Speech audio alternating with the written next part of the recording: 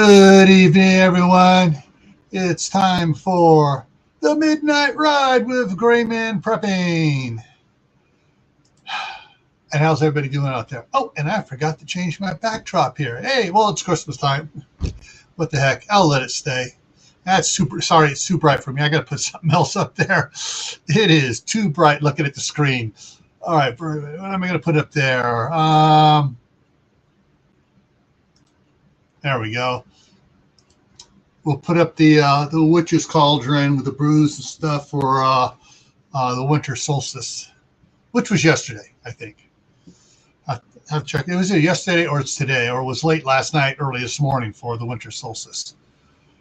So, how is everybody doing out there? Well, let's go up. Let me move that out of the way. And let's go up here and see what we have here.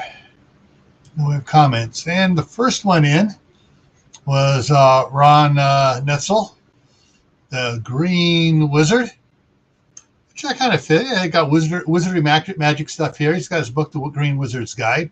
You don't have it, you really need to get it so you know how to grow stuff better. Then we had Gear Grinder 19 came in. Oh, Ron's got to go to work. Go in at 2 a.m. He has a 3 a.m. start dumping salt. Whoa. All right. They're talking a bit here. Bob came in asking, where am I? And where he is, yeah. And let's see.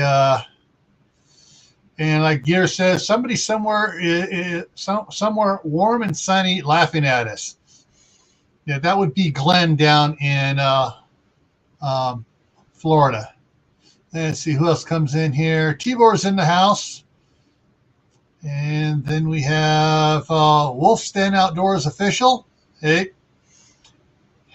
And Star Homestead India is here.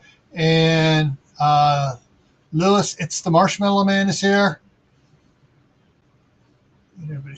Jay is in the house.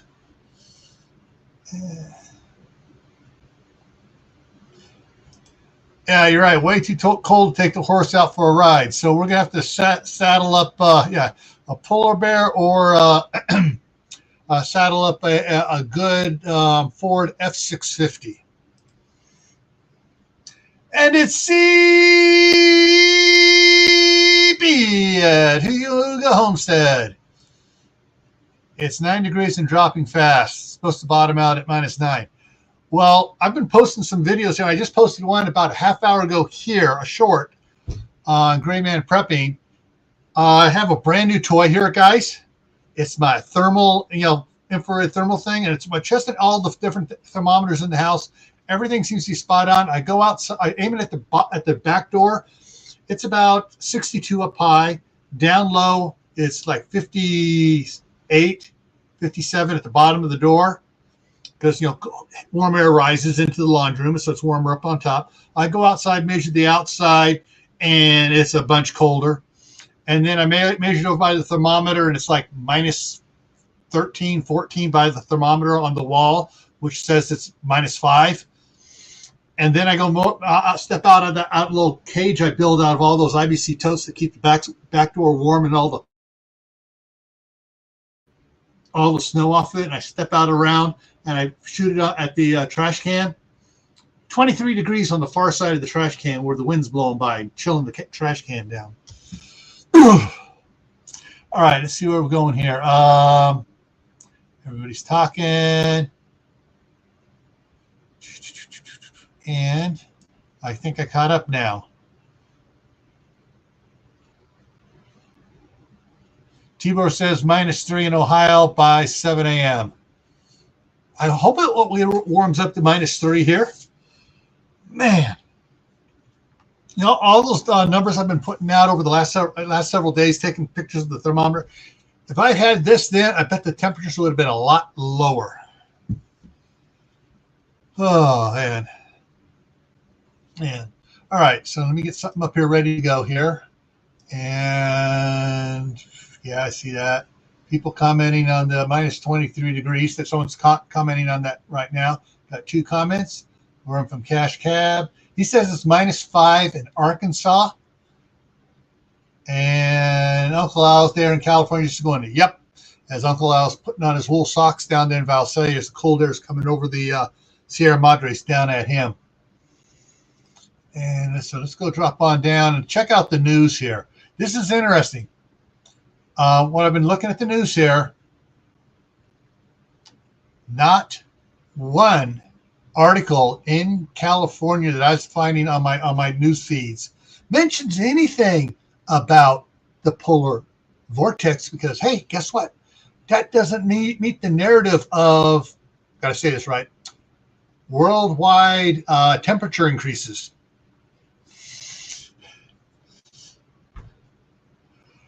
Bob, stop laughing at us. You know Bob's sitting there laughing. If he wasn't, he is now. Hey, Heather Gilbert, how's it going? Yeah. All right. Let's see here. All right, going back here, let's check some stuff. I'm checking back for the last time I skipped last week because I did the 24-hour live last week, and I didn't do the news articles. Let's see. They had 8 big rigs on fire. Mention of 8 big rigs on fire in a snowstorm. Of course, that's Donner Pass. They do talk about the storms on Donner Pass, but don't mention the extreme cold. A duel is held on $1 million bail in EBT card skimming scheme. So you got to stick your electronic debit card into one of the readers at a gas station. Make sure that it's a real reader. You can tell sometimes if something's off a little bit. If it's off a little bit, ask, because someone may have stuck one on there. Hey Wayne, how's it going? And so we got that, and the refinery in Martinez. They had this going on for about a week here, 2 weeks talking about it. There was an oil refinery. The oil refinery that used to be Shell was bought out by Tesoro. Was flaring, and Tesoro was fined $1.5 million by the Bay Area Air Quality Management District, another, as Uncle Al would say, another agency that has gone off the rail there in Northern California. It wasn't voted in by any of the public. It was snuck into place by others, And so it's almost like a self-generating government agency. It has no answerability to anybody else. All right. Now they had some guy trying to kidnap women, and they caught him. Oh, here's an interesting headline: nuclear fission or fusion breakthrough should instill immense pride in California. Hey, something else they're going to shut down. So I guess they made a breakthrough there. And this is all right. Guys, prepare to laugh at this one. This is the headline: 17 California. They didn't want me to say it. They froze me. 17 California cities ranked among the happiest places to live. Study shows. Yeah, I wonder what cities they didn't go to. Probably a lot happier cities. As far as I know, there is no happy city in California to live. Even down in the Central Valley where Uncle Al is, far away from most of the politics, ain't nobody happy down there because of what goes on in Sack of Tomatoes. Yes, we call the state capital Sack of Tomatoes. They did put out this one. I'm gonna bring up the link for, so I can read these. Okay, so they AAA put out the best times and worst times to travel for the Christmas season, and let's see if I can get down here to the chart here. Okay, the date, the 23rd. So tomorrow, worst travel time, 4 to 7 p.m. Best travel time, before 2 p.m., after 8 p.m. 24th, worst time to travel, noon to 6 p.m. Best time, before 11 a.m., after 7 p.m. Christmas Day, all it says is minimal traffic expected. Obvious AAA has never been on the roads in California because on Christmas Day, it gets absolutely nuts. Everybody traveling from the North Bay to the South Bay, from the East Bay to the West Bay, traveling all around the Bay Area. It looks like normal commute day. I mean, it gets jammed up. Oh, Jay, going back. Yeah, those California, yeah, they may be the most medicated, like berserkly. Yeah, could be. Hey, Moon over Miami. All right. Oh, I missed it. Wayne says it's 44 degrees. It's supposed to drop down to 4 degrees for the weekend. Okay, that's still warmer than here. Okay, the 26th, Monday after, it says the worst is 2 to 6 p.m. before noon, after 7 p.m. And that's the way it goes for the worst time 3 to 7, 3 to 7, 3 to 7 to the 30th. And the best time is before 2 p.m., after 8 p.m. for those, the 26th, 27th, 28th, and 29th, and 30th. Now we get to New Year's. December 31st and January 1st. Both days, all times, minimal traffic expected. Once again, AAA doesn't drive the Bay Area. And during the holidays. All right, for January 2nd, 4 p.m. to 7 p.m., before 3 p.m., after 8 p.m. for those. So that's what AAA is putting out as the best times to travel. So, all right, let me go and drop that one and get back to the news. Okay. All right, so on the 20th, 2 days ago, there was a 6.4 earthquake.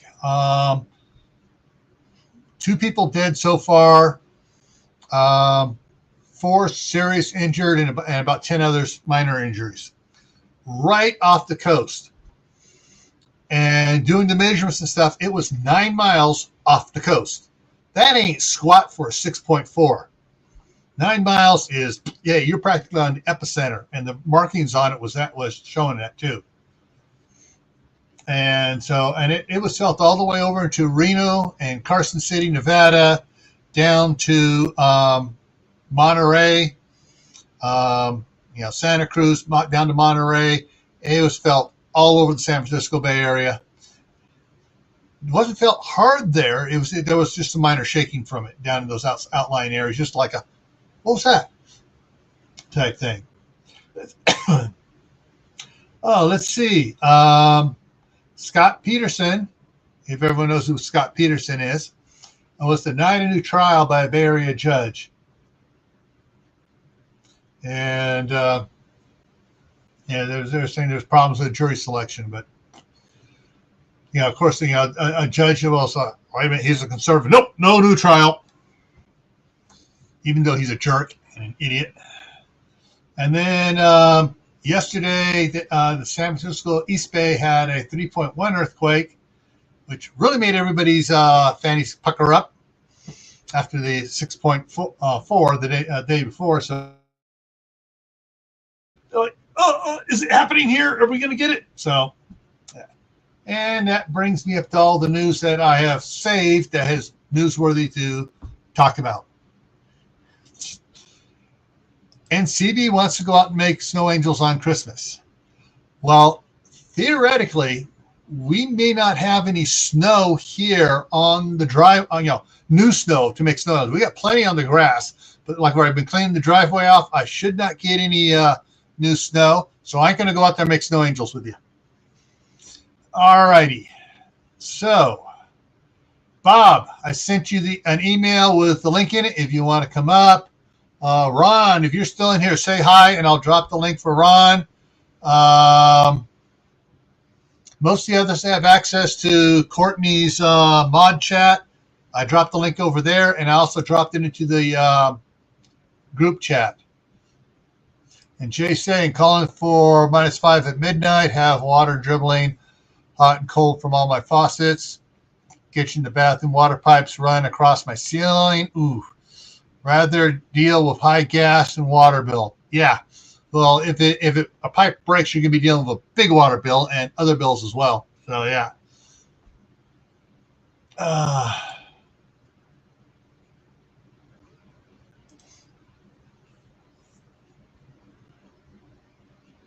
Yeah. I mean, today I've been, I had to let the fire go out in the wood burning stove today, or at least go down enough. So basically, I opened up the damper, cracked the door a bit, so it was really fanning the coals. And the stove was still hot, but as soon as the coals went out, then it started cooling down. And as soon as I spotted it cooling down, went in there, and I have my little special shovel that I can shake the ash out of the coals out of the ash, so I separate them out. And I made a pile of the coals in the back of it and gathered up all the ash and scooped it out. It was still hot ash, but still it wasn't providing heat as far as the house goes. And wanted to build a fire, and I've been spending the last 6 hours trying to get the house back up. We're still 68 in here, which usually at this time of night, I've got it up to 72 in here because it's going to cool off so bad overnight. So, what do I got here? Hang on, we can check my other computer here. Something popped up here. All right. There we go. Oh, okay, that's what that is. All righty. And let me take that back up to the top. And I'm trying to keep up with everybody else's YouTube videos while I'm doing my own too. So,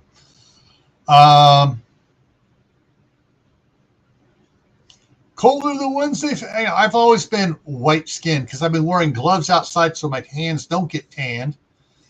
And if I were to take my sleeves off, I mean, yeah, it'd be Wednesday would be jealous of my white arms. Oh yeah, Jay, I got fans blowing around. Those big box fans you get at. This is what's off a little bit. There we go. The big box fans you get at Wally World, those 20-inch ones, 115 watts. Okay. There are some smaller ones I've been getting from Amazon. Amazon basic little fan, 3-speed fan, and it's 35 watts, and it moves air just as much. So guess what I've been buying? The little 35 watts and putting them around the house. So I got fans blowing around. So it blows up the hallway, into this room, into the Jack and Jill bathroom, into the other bedroom.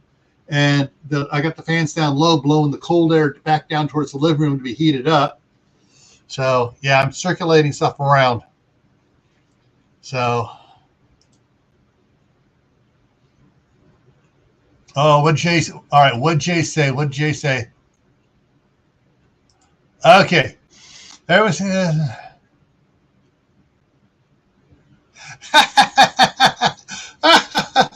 Don't get shot by the neighbors when you come into town.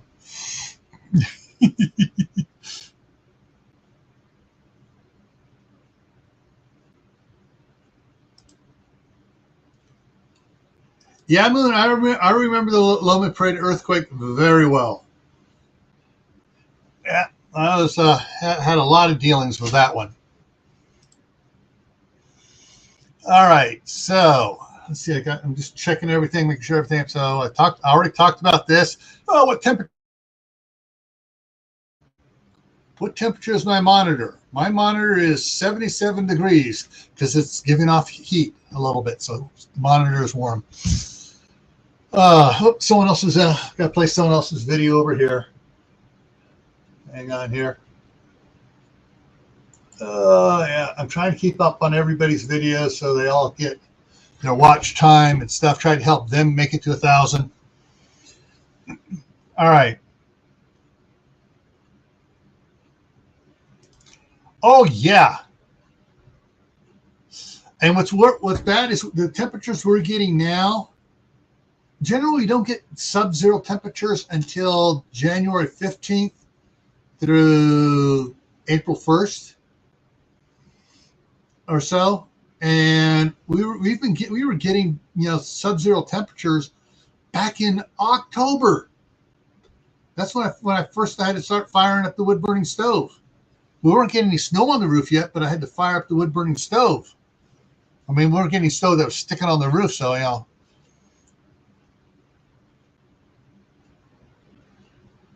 Star, shame on you.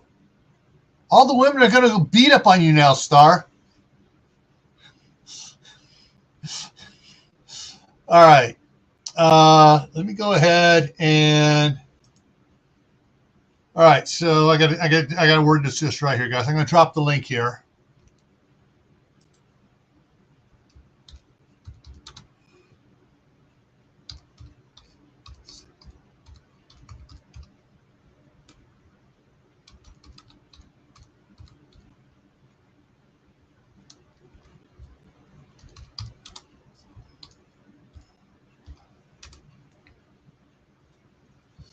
And I misspelled that one. Good thing I looked before I hit it.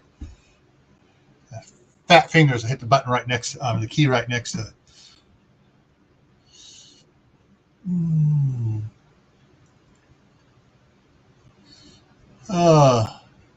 We had to work in teams. So it's supposed to be we, not he. We had to work in teams, rotating every 10 minutes. The heater next to the jet, just because you only work for 10 minutes without your hands freezing up. Yeah, I've worked out on construction equipment at that time in my life when I was doing underground construction, out where the equipment's covered with frost all night long. Most of the day it's still covered with frost, except for where the engine's melting off certain spots. And you go try to work on something, change an oil filter or something in the morning before it started up, and it's like pouring out tar. It's so thick. Rub it in, Bob. Rub it in. Come on up here, Bob. I emailed you a link. Come on up here. Hey, Shawnee. How's it going? And let's see here. Yeah, exactly. I was in the kitchen. I was aiming at the floor in the middle of the house, and I was getting a 71-degree temperature on the floor. Of course, I had the air blowing underneath the floor. I got a big rubber mat in front of the stove, aiming at that, and that was 65. That's also in the part of the kitchen that the air doesn't circulate through good. Aimed at the ceiling above the stove, it was 70 and a half. Aimed at the peak of the roof from the two part where the house peaks in the middle there in the ceiling, and that was 74.2. So yeah, you can see where it's hot, where it's warm, which rooms are doing it. Let's see this wall right here, and 69.6, 69.8, 69.8. That's what the wall is saying. Of course, that wall is closer to the center of the house. The wall here in front of me against the outside, 68.3. If I aim at the window here, it drops to 68.2. Nope, 67.1. It depends where I aim it at the wall. Now, if I aim lower, right at desk height, it hits down to 65.7. See, 65.7. So it all depends on, I just think this is the neatest thing. I wish I could.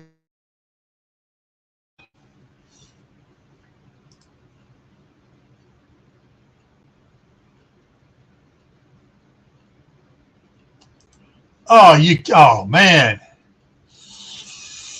Oh man.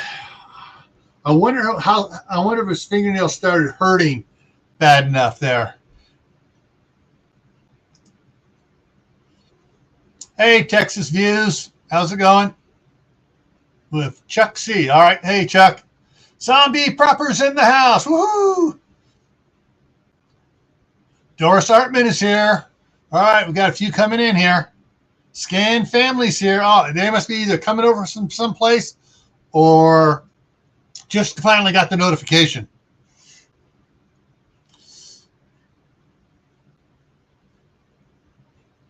It's interesting. All right. Since you asked that question, yeah, when we had the water leak last year, and I had to, or last summer, and I had to take off some of the drywall. We got good insulation in the walls, and here he is. It's Bob laughing at me. I'm laughing at my nieces here. Tutlo, Bobo Babae. Yeah, and the insulation is good in the walls. When I was testing this out, I aimed it at the door, inside of the door, and I got like 65 down near the floor or something. And they're hiding. They're hiding. Tell them they're not going to get husbands that way. Bob, tell them they're not going to get husbands that way. Ay, nako. Oh, well. And anyways, then I went outside the door. From inside to outside, it was 65 inside. It was 13 outside, or no, 17 outside on the door. The wall was 68 above the dryer. Outside, it was yeah.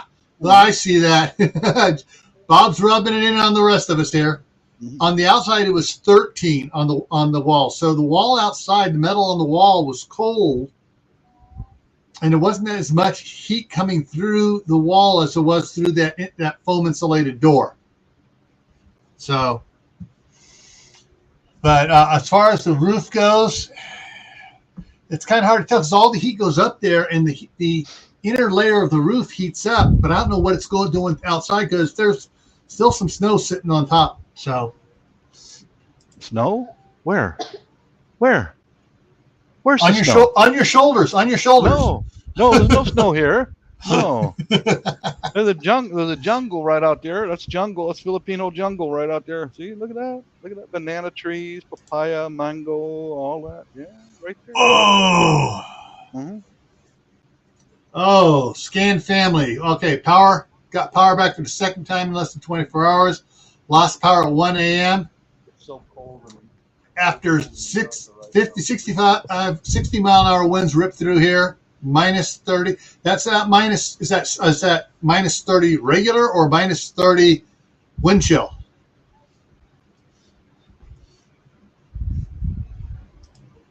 Yeah, because earlier this evening, I was using this outside. The temperatures were a little bit lower, and like last night, we're getting a warming trend a little bit, and then I have a feeling just for about 4 o'clock in the morning, it's going to drop again. Well, on the good news, Gil. Yeah, on the good news. All right. The last 2 big Balikbayan boxes I sent with art supplies arrived today. Woohoo!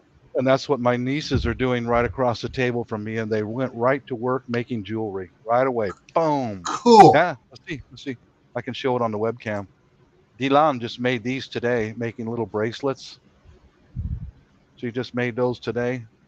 Slick. The ladies dove right into it, man. It makes me so happy. Oh yeah. Mm-hmm.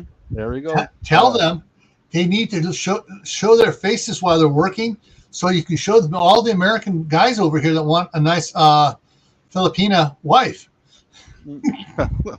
That's not up to me, man. Yeah.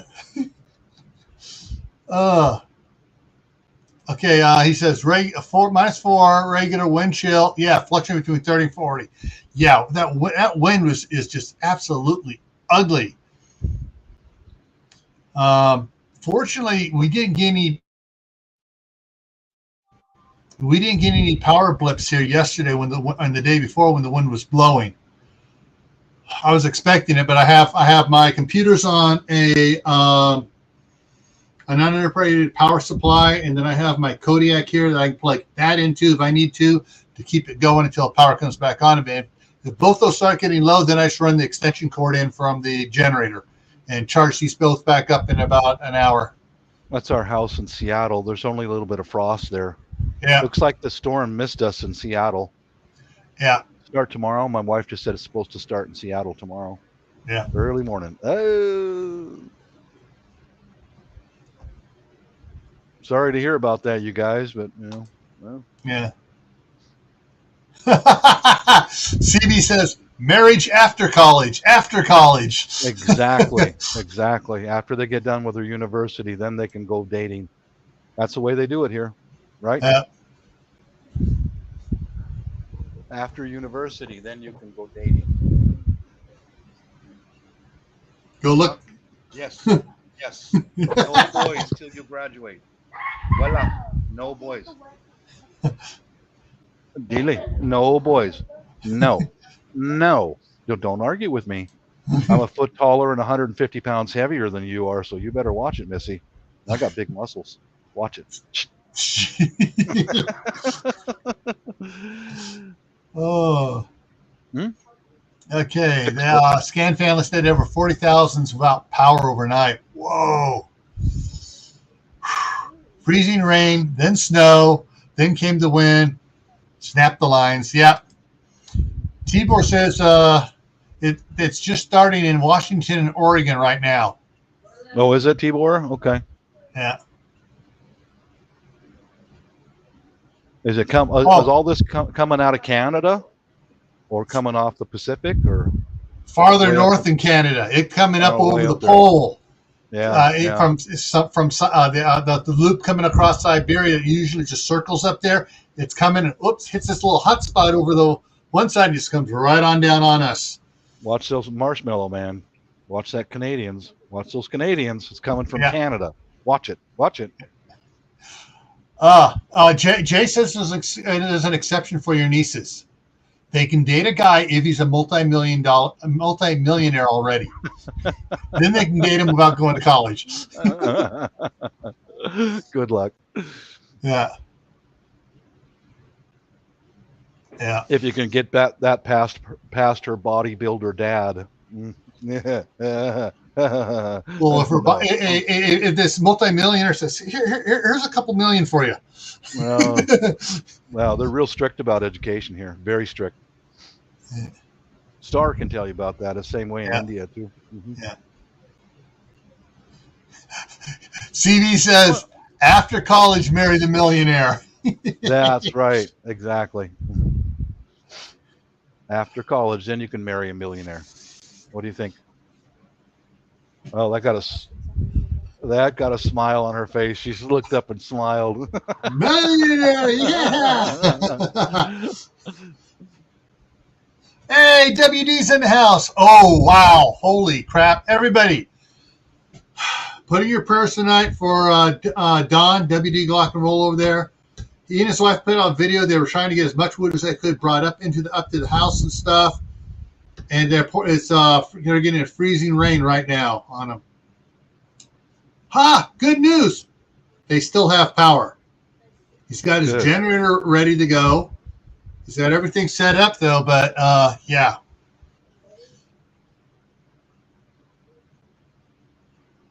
Tibor says we had the rain. It's ice now. Snow, wind, high winds start in the morning. Yeah. Yeah, they're not expecting to give a freezing for 4 to 5 days. And hang on, let me look at mine over here. We don't get above freezing for surprise. They're saying we get up above freezing on Monday. Okay. We get to 37 on Monday. However, they've been overestimating the highs by 5 to 8 degrees. So let's see here. And then after that, it drops back down to, Wednesday they got a 39. Then they're back down. Let me check the other one because this is no weather. Let me check weather.com, 10-day. And it says, let's see here. Yeah. Weather.com has a couple highs, and it's back down. It's back down through below freezing through Thursday the 5th. So, yeah. But we're closer to Canada, so as that the polar vortex went down, and it's got to slowly retreat back up. Probably not going to see warm, decent temperatures. It's weird here because usually everyone makes a joke around here. In September, you get first fall for a week. Then it's second summer. And then after a couple of weeks, you get second fall. And then it warms back up again. And then you get first winter for a couple of days. And then you get fourth summer. And and it warms back up for Thanksgiving. But it got cold and has not warmed up really. Is the music there? Dile, I'm on a live, huh? What? It's been music been. Oh. Good news. Hi, Nako Mama. My brother-in-law will bring my power converter showed up today in the boxes. My brother-in-law will bring over my coffee pot, and finally I can have fresh brewed coffee. I've been drinking instant since I got here. Good news for me. Old Ways. Hey, welcome in, Old Ways Gardening and Prepping. Yeah. Just a minute. Kill that one off since I don't need women to are going anymore. crazy here. Yeah, it's the last 3 or 4 days. I haven't been able to work squat on my books at all. It's been so cold. I've been, bringing wood into the house. And then, of course, yesterday I finally, my brain started working yesterday. He said, I've been carrying these boxes in of wood, stack wood up, carry it in. It's like, wait a minute. I got the old wheelbarrow with a run flat tire that's a narrow one that fits through the front door. So I went and loaded that up, which was about 3.5 boxes of firewood. Just wheeled it in one shot really quick. That helped in stocking back up again. I got to do another one tomorrow morning. I got to go, Gil. These women are getting loud and they want to listen to music. Want to listen to music, huh? They want to listen to music, yeah. Ah, there they are. The one who wants to dance, too. Mm-hmm. They want to dance. All right, guys. I got to bounce. Thanks for having me come up. All right. Thanks for coming up, Bob. All right. Later, guys. All right. All right. So the link is in there. If anybody else here of, reputable dealings wants to come up here, let me drop it again. Actually, see if I can find. Actually, let me go back over here. Hang on a second here. Let's see if I can find it on the other tab here, where I put it in. If it's still there, I'll just pin it. There it is, and pin the message. Boom! There it is. So at the top there, pinned to the top, is the link to come in. And if you want to come on up here. Yeah.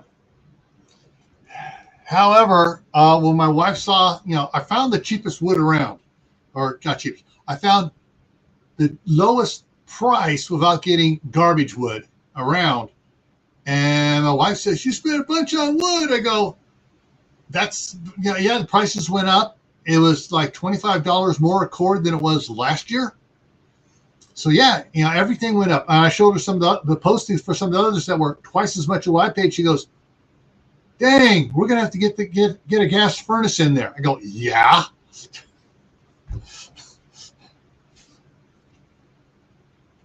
Oh, Wayne.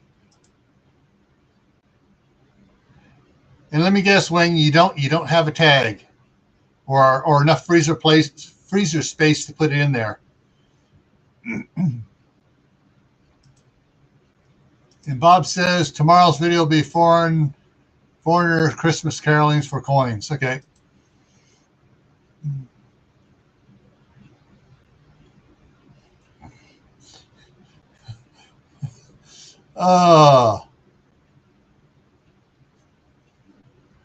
Yeah. It is And I froze again. Let me go over here. I got to refresh a tab on my other computer here. So, all right, yeah. So I picked up one here. I don't know if he was on the if he's one of the lurkers in here or he just picked up, came in off of one of my videos. So my videos have been popping here lately. Yeah,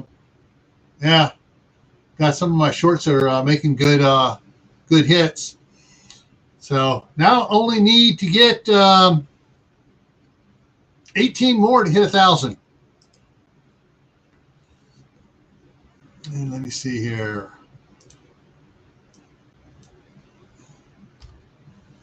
Yeah, switch that up. So, yeah. Oh man, I really didn't. I wasn't excited about hitting 1,000 for being monetized and stuff. But what I want to do here is once I'm monetized, then I'm going to be having I'll have the 1,000 subscriber giveaway. But then I'm also going to start up doing channel memberships so I can play some of my old videos that are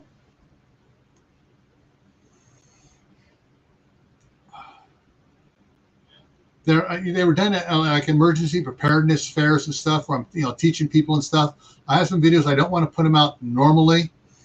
I'd rather update, but I'll as a bonus for those that are members of the channel, I'll put out some of this old stuff so they can see what I looked like when I had hair and didn't have all the jowl stuff here. So its skin was pulled a little tighter and I look sexier.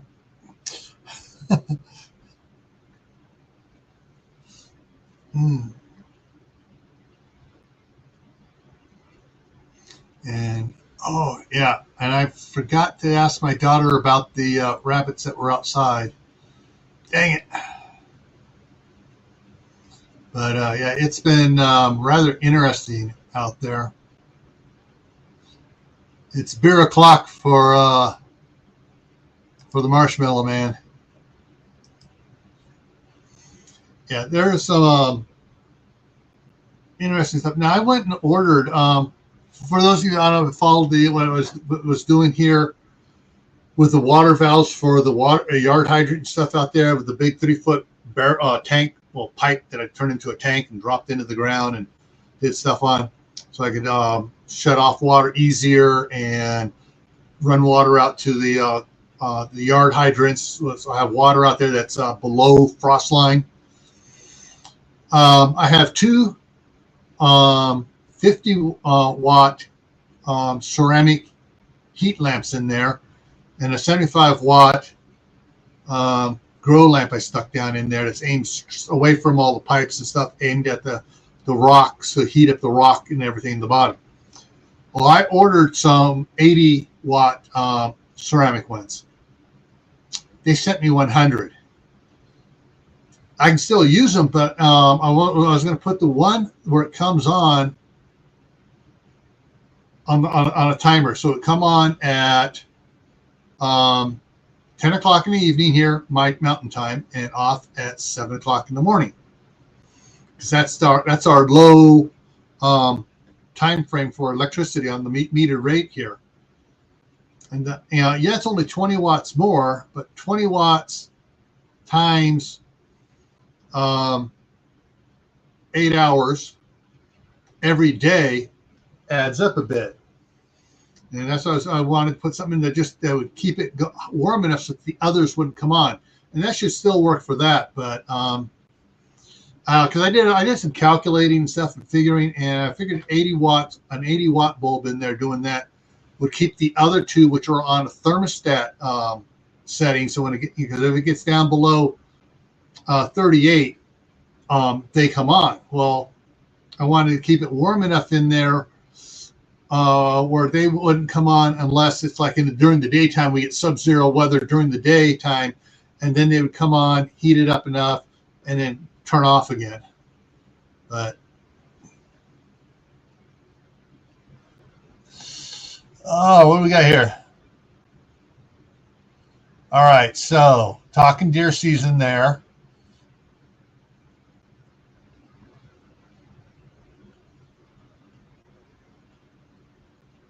Yeah, it depends on the states too. Yeah, but bow season is usually first, and bow season I know in California would, and depending which zone, because California has different zones, and some would start sooner than others. And bow would start first, and it's bow was staggered for a week or two, and you had basically where I had we had 3 weeks of bow season before rifle before black powder, had 1 week of black powder, and then regular rifle in the D3 and D10 zones where we hunted.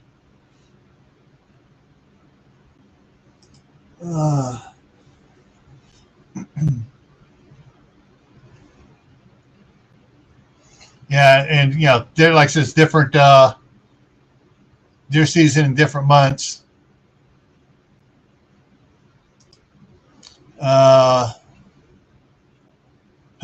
Old Way's talking about another cold.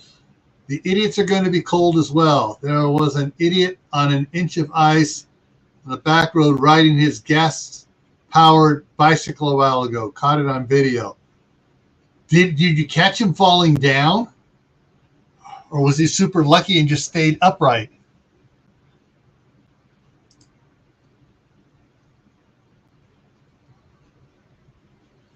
And Tibor says hunting season runs from October to January.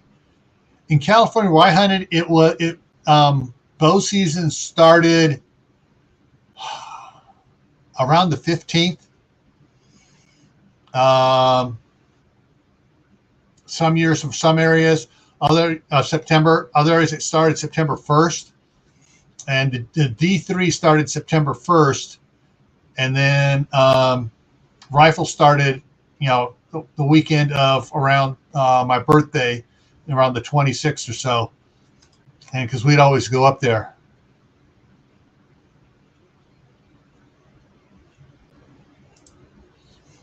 There's all sorts of different species of deer. Mule deer, there's a lot what they have over there in California on the coast.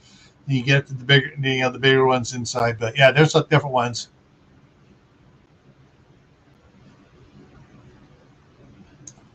Oh, you can't hunt with high-powered rifles?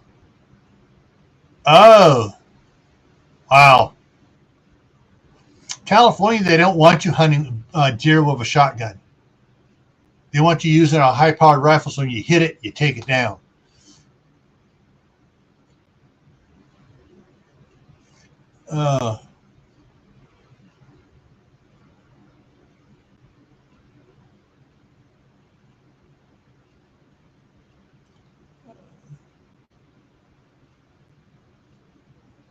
Yeah.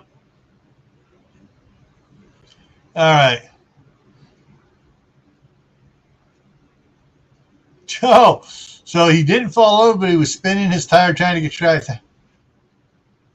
He should have known better. Exactly.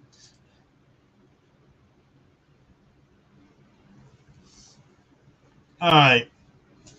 So nobody wants to come up here, huh? Wow. I know why. Everybody's already in their pajamas and don't want to be seen in their pajamas up here. And one of these nights I ought to do a pajama party. Advertise it. And, Don's coming up. Hey, Don. Woo. So you got freezing rain going on, huh? Hey, Don. We got it. We got an echo coming back. Yeah, I got an echo. Is there something I'm not doing right? On the YouTube version, not the StreamYard version, mute the YouTube. Or not mute, but turn the sound down on it. There we go. There we go. Yeah. Gotcha. Freezing rain is coming down pretty hard. I'm so surprised I still have lights. Yeah. I'm assuming if you see me all of a sudden disappear, we lost power. Yeah, one of the things I got here, we've lost power a couple times here, and I went and bought one of those APC is the brand name. It's an uninterrupted power supply for office equipment, like for computers and stuff. So I got one underneath my desk here for my computers. I also got the modem plugged into it as well. Oh, So, gotcha. so that maintains power. If power goes out, I can still got a couple hours before I have to shut everything off. I'm not very tech savvy. I do have a newer iPhone, and my wife has one, but our laptop is an old one from our daughter, so we don't use the computer that much. So when power goes out, I usually have to go get the generators and run extension cords and all that stuff, and then we have power again. But there's a 20 minutes of getting all that stuff set up. Hey, Hey, Moon. what's up, Gil? Hey. Yeah, it's Who is it? Glock? yeah, UD? that's Don. Don. How's it Yeah. going, Don? Yeah. Sure, I've been following you for about 3 years now. I think I've been on there. I've been on here a while now, and we all kind of hooked up, and we're all kind of in that preparedness community. Yeah. Prepper. I've got Gardener, 500 farmer. Yeah. So did you get your train tracks, Gil? What was that? Did you get your train tracks? My train track? Yeah, I know. I talked to my extra wife. She's bringing up a couple of the not the 12 inchers, a couple of the 24 inchers, so that I'll free up a bunch of the others. Yeah. And she's bringing up 3 of the 30. Hang on, let me use no. Okay, what I have a 30-degree radius is she's bringing up to 22 and a half. So it takes, instead of 12 for a circle, it takes 16 for a circle. And the circle's bigger then. So I can I'll actually run around. Hey, Tonya, how's it going? What kind of train what kind of train is it? Electric or? Yeah, they are electric LGB G-scale trains. They're not the cheap ones. I used growing up. I still have hundreds of HO gauge train. Well, these are the nice big fat boy ones, and yeah, they got a nice train museum over there in San Diego. I don't know if you've been to that one. No, I've only been down to San Diego twice in my life. Yeah, they got that train museum there, and they got all kinds of different kind of trains, big different sizes. Yeah, up in Sacramento, they have the State Railroad Museum up there, and they actually have one of the big boy steam locomotives up there in it. Those are those big, massive ones that run on bunker oil, like the big ships do. Yeah, and those you walk up to one of those things, and it's like,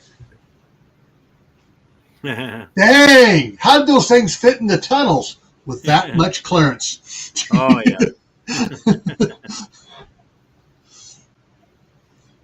But we got the Thomas the Tank Engine with the Annie and Clarabelle. That I can run the other one around, and the kids go, "Yo, neat," and then one of them will say, "Where's Thomas?"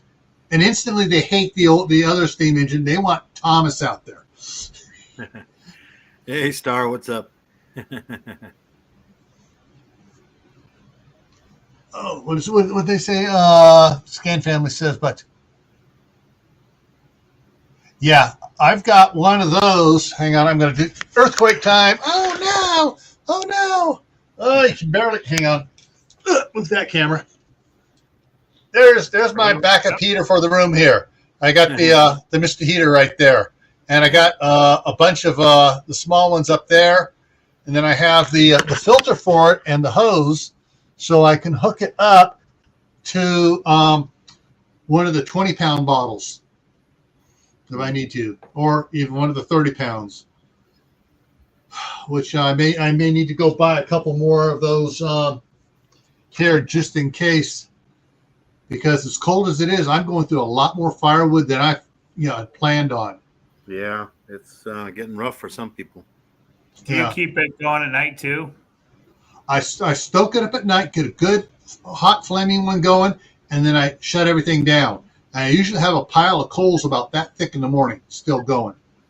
So first thing I do when I wake up, I open up the damper part, and I opened the front just a little, unlatched the handle, closed it. If I lift it up just a little bit, it lets more air in around it, and it starts heating up and stuff. And then sometimes it'll flame back to life. So I'll let that go for a while, unless it's the first night I've run it. Then I'll open it up and just toss a couple more pieces of wood in there and close it back up a little bit. But if like today, I had to open up, let it burn all the coals down. So once it burned all the coals down, because it was getting ashed about that thick in the bottom, so it's time to clean it out, and start over and throw it in the garden, huh? Actually, no. Ash will make the turns the garden soil alkali. Around here, our garden soil rides about 9 or 10, so it's alkali already. And so, I mean, if I had the time to do it, and I'd get some like 1/4-inch hardware cloth out there and pour the ash through it to pull all the charcoal out, any unburnt pieces out. That I would put in the garden, because once it's still kind of charcoaly like. That's called biochar, and that raises the acidity, which is what we need to do around here. We need to raise the acidity because we're so alkali here. Yeah, because I know that's what happens when you're sitting on a basalt field. Yeah, I know out here they burn the fields like when they get to a point where I guess they can't grow nothing on them. Yeah, well, they do burn some of the stuff around here, but the big fields, the big commercial farmers don't burn anymore, because they found out they have to dump a whole bunch more chemicals back into it. They just go through and with the big ones, and they it's like a flail mower, and they just beat the crap out of everything green out there that's left, and then they disc it, and they get we got several dairies around here, and they get the dairies to come in with all they pile up the poo all year round, and twice a year they haul it out to the farmers and dump it. In the fall, they dump it on there so it sits in there and energizes it. And then in the springtime, they put another layer on it and then disc it all in. And then about 2 weeks later, they seed.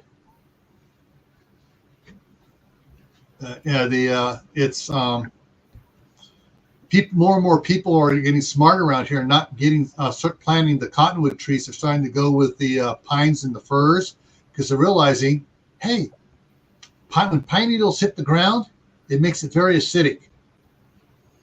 So they're dumping it, and they're gathering up all the pine needles and putting it out in their home gardens and stuff to try to bring it from a 9 or a 10 alkali back up to pH 7 or a 6.5. Yeah. Yeah, you were talking about earthquakes earlier. I was in that one in San Jose, that big one, when they had the baseball. Yeah, the Loma Prieta one. Yeah, there were the bridges. Oh yeah. Collapsed. Yeah, that was crazy. I got pictures. You'll love this. I got pictures of the USGS office over there in Roanoke Park. Their place looked like someone turned it upside down a couple times. Yeah, I mean, every filing cabinet was down. They had nothing secured to the walls. Yeah, that's what happens. People think that, And I have some friends that work for USGS, and when I saw the photos, I go, who was in charge of securing the filing cabinet? He actually retired last year. And the guy that was supposed to do it when they moved in there and secured everything never secured it, saved the money by not securing the file cabinets and using all the stuff. Yeah, they wanted to strangle him. Yeah. Yeah, over here too, they found out, I was in the other one over here where we live, where they had also the 7.0, and a part of the offices, luckily it was on a Sunday, so they were closed, but all those cabinets and everything that was on top of the desk, they all fell on top of where the chairs were. It was a big mess. Oh, man. They had to tear the building down because I guess somebody didn't inspect it properly. Instead of having 4 bolts on each beam, they only had 2 bolts on each beam. So the building twisted, 2-story. Yeah. like, somebody got paid under the table somewhere. Mm-hmm. Yeah, the inspector came through. Oh, it's okay. You got your bolts. So, all right. Someone came up, zoop, zoop, zoop, took half the bolts out. Well, no, they never stuck them in the concrete. It only had 2 holes. Oh, those bolts. Oh, yeah, the anchor the bolts. whole building from shaking or anything. Oh yeah, every corner only had 2 bolts instead of 4. Thank you, Star, for saying that. I love it.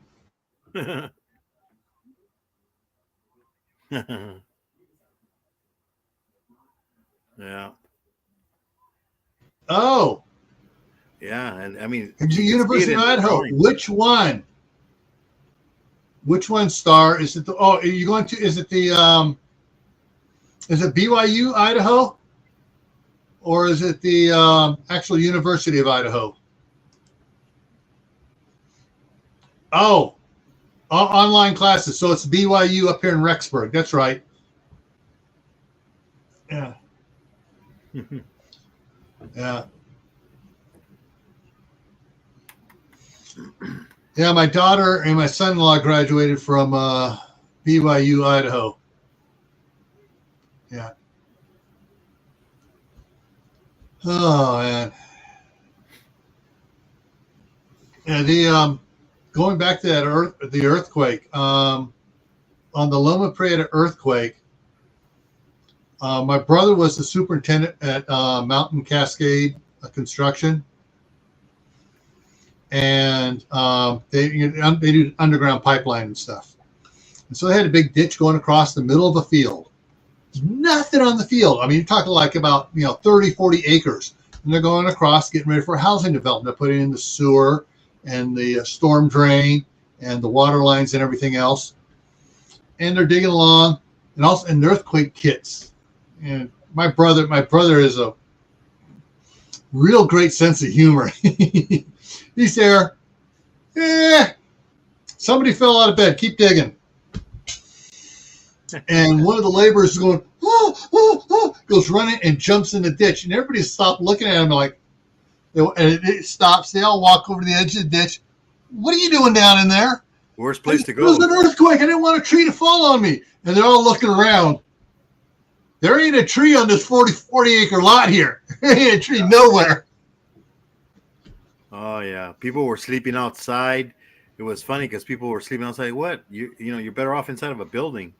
I mean, it's not going to fall down. If it didn't fall down already, the little aftershocks ain't going to kill you. Yeah.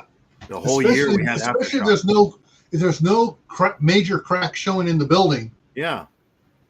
Unless they happen to get another 7 or 7.4 afterwards, Yeah, they were just like little 3-point something afterwards. It's like, yeah. I would just sit up and go, another earthquake, go back to sleep. Yeah. The first earthquake I remember having any experience with was the Sylmar earthquake, in which after about 30 years they renamed it to the Northridge. To Northridge, and then they had a Northridge earthquake again after they named the first one. Then they changed the first one to I forget what they changed it to. But anyways, it was 1971 was the earthquake. And what's so funny is they said, it's a 7.1 in 1971, and for about a month and a half, everyone was calling it was a 7.1, and then U.S. downgraded it to a 7.8, and then they downgraded it to a 7.7. 6.8 to 6.8, 6.7. Finally, they settled it down at 6.5, and that's where it sits in the books now. It's 6.5. Yeah. But it took them almost a month to downgrade it from 7.1 to 6.5. But my brother and I, after the first initial shock, every time aftershock there was after that, we had this one tree out our back door. We'd run out there and hang on the branches to try to get it to swing us. Yeah, after that 7.0, I'm like, I was in the other one, and then I'm like, that's a 7.0. I'm like, how do you know? I go, I was in one before, and that's about how it felt. I'm like, it's the same feeling. Yeah. They might just roll differently, but it shakes the same. Yeah. Yeah. My one of the ones they had there. Hang on. Let me take a look. See here. My wife texted me on this one. Where is it here? Back up here. Okay. On last Saturday, the 17th. 2 of 3 felt it. Noisy. Heard it far off, but didn't realize what it was. Lots of shaking, but short duration. Alex and I were awake, not sure about Matthew. Yeah. So that was on the 17th. That was a 3-point. Hang on here. GS, national latest earthquakes. Yes, I have all this sort of stuff down here. That was the 3.6 in El Cerrito. And then they had yesterday they had a 3.3 down in Union City. And they downgraded the San Leandro one from 3.1 to 2.9.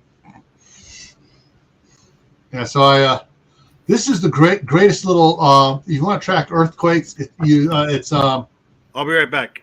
All right, it's USGS. Just type. You just go to Google and you Google earthquakes last 7 days, and it'll bring up the link to this, and you can bring it out to anywhere like this. Hey, what do you say you want? You want water? Where? Right there in front of you. You keep calling me, I'm gonna turn the TV off.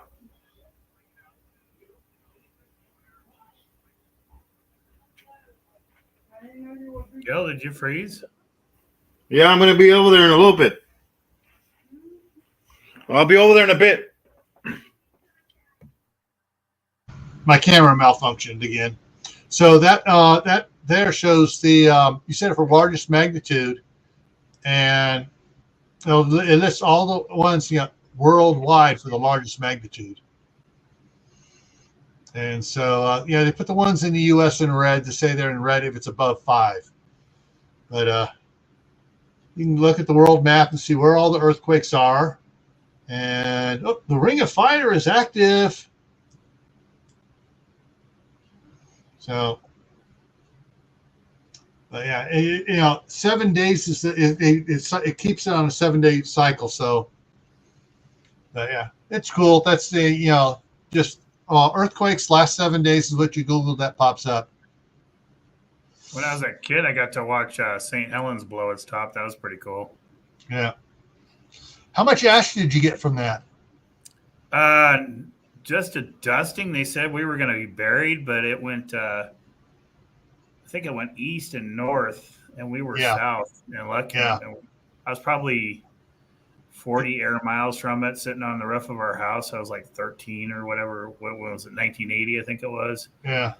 And everybody had blankets all over their cars and stuff. My dad had to go up, and his company lost a bunch of logging equipment. They had to go up there and try and recover a bunch of this logging equipment stuff. And, the ash was in everything, all the air filters, and it just ruined a lot. I remember seeing that on TV. Yeah.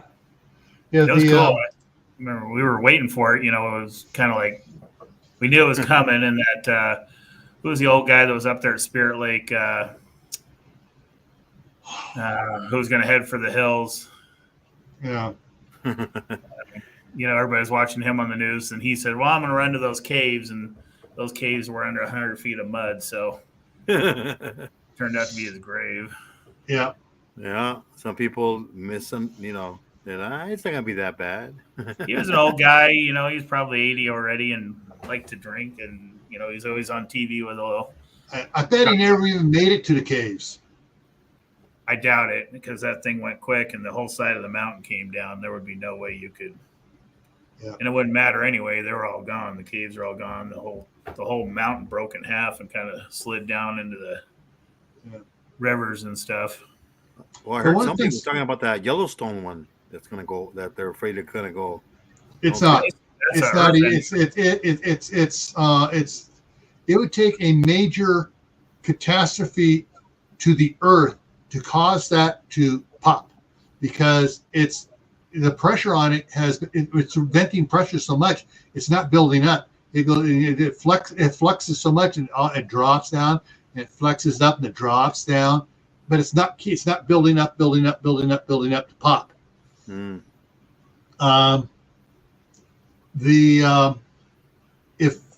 And everyone says, "Oh, Yellowstone covered this much of America with ash." Well, they've done some more research, and no, that wasn't Yellowstone. That was the Long Valley caldera in California, in the north part of Death Valley, that covered that. And that one is more active than Yellowstone, as far as when and actually having an eruption. I think the last eruption was like 150 years ago. And it was a small one, but it was a eruption, where Yellowstone had an eruption since it popped its cork last. Yeah. But also on Yellowstone's part of a trail. If you follow from Yellowstone, heading basically towards me, and then kind of curves and heads across towards Twin Falls, and then west into Oregon, you can see different spots where it blows, because all the mountain ranges disappear, and there's some of the flatlands there where it blew, and it goes in a building, it blows here, and it goes up and it blows there, and they're about the same distance years apart. So it's, Yellowstone's getting ready to blow. No, well, Yellowstone's, if it's following that pattern, it's going to blow about 100 miles north by northeast of Yellowstone. Harry Truman was the guy's name. I Googled it. Harry Truman, that's right. You act like the president. Yeah. I didn't realize it says there's 57 people that died during that earthquake. I knew it was like 40 or 50, but I didn't realize there was 57. Yeah. And there were several that had just gone up there to take readings on Mount St. Helen. I think there was some like geologists, but they had a ring around it, so unless people just said I'm going to go anyway. But no, they were the officials that are allowed in, and they went up there. I don't think all 57 of them were. I think all 57, but there were the geologists that were up on top, the volcanologists, were officially there. They were Yeah. And they were I bet they were wishing, we should have stayed at the office today. Yeah. Well, supposedly we've got the Cascadia subduction zone, they call it, I think it is. Yeah, Cascadia subduction zone runs from Crescent City, California, up right through Portland. 250 miles into Canada. That's the big one they worry about here, because we're not used to earthquakes in Oregon as much as you guys are in California. Yeah. But, and actually, let me show you what that one looks like. Yeah, I remember I was in Arizona when they had the 79. They had an earthquake all the way down south. Yeah. All right, let me zoom back in on it here. Now, that 6.4, that's at the beginning. That's near the beginning of the Cascadia subduction zone, which is this red line right here. So let me back it out. Follow that red line. This fault breaks off of it, but that's this Cascadia subduction zone, and it goes up, and they call the subduction zone ends right up about here in Canada. And what's going on here is, contrary to popular belief, this part of California is not going to fall off. Yeah. But wait, because it was James Bond. I thought it's supposed to. No, just the opposite. Just the opposite. What's happening is this part here. All right, so you got the one plate on most of the United States, going through LA. You got the subduction, the LA and stuff. It's going northward. Okay, and so it's heading northward, and when it gets up to this point up here, where it hits the Cascadia subduction zone, then you have that other piece, it shifts in, and it's coming underneath, and it's lifting up the coast. And so along here, it's lifting up the coast. This is coming up north, and it's being pushed inwards And if you look at the pinnacles and stuff, there's in California where the pinnacles have literally separated. The one side is higher than the other side. The coast side is higher. The 1971 Sylmar earthquake, San Fernando Valley rose 1.5 inches. Northridge earthquake, it rose 2.25 inches. Gee, it's not falling in the ground into the ocean. And that's like over there with India and the Himalayas. They're growing because it's still plowing into it, pushing. Yeah. And so, yeah, so that's the Cascadia subduction zone. And unfortunately, this is not showing me where Crescent City is exactly on the map here. But I think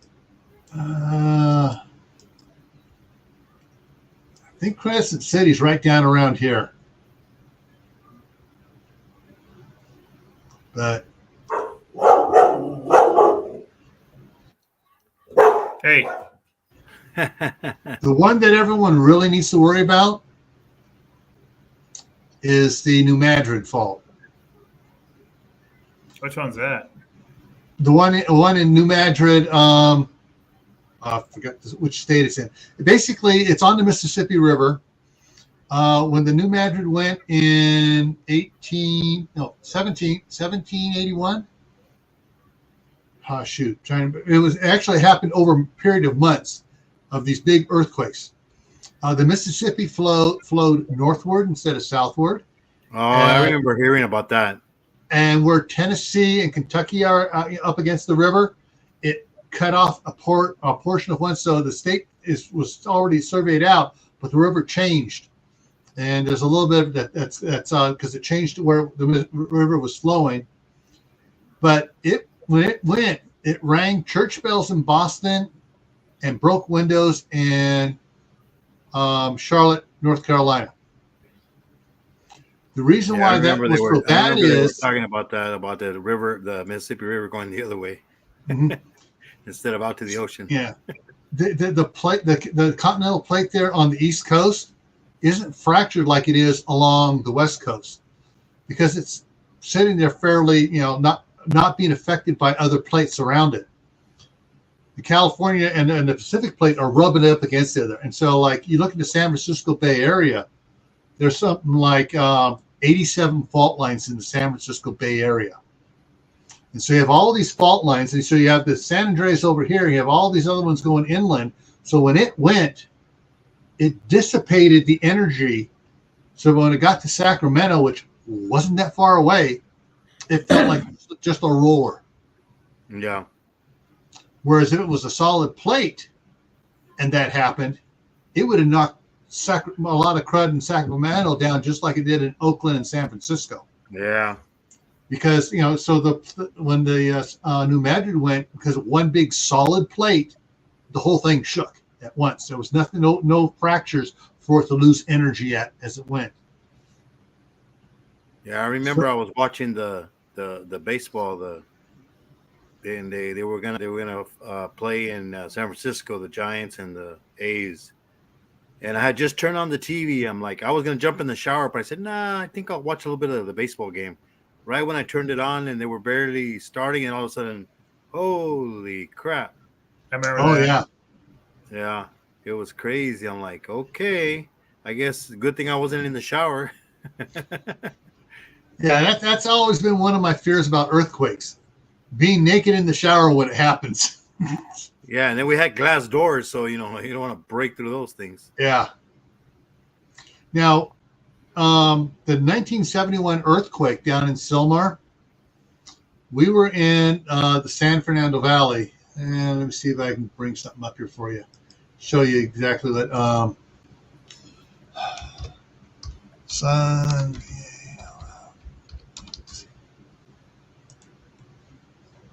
Okay. Boom. Come on, bring it up here. Okay. Come on, I wanted the full. Why won't you give me a regular map on it? Gee, it's giving me this other type map here. It's not working the way it's supposed to. I know why, because it went through Bing. Yeah. Hang on. Let me. Bing, bing, bing, bing. Yeah, Bing gives bad maps. Yep. Okay.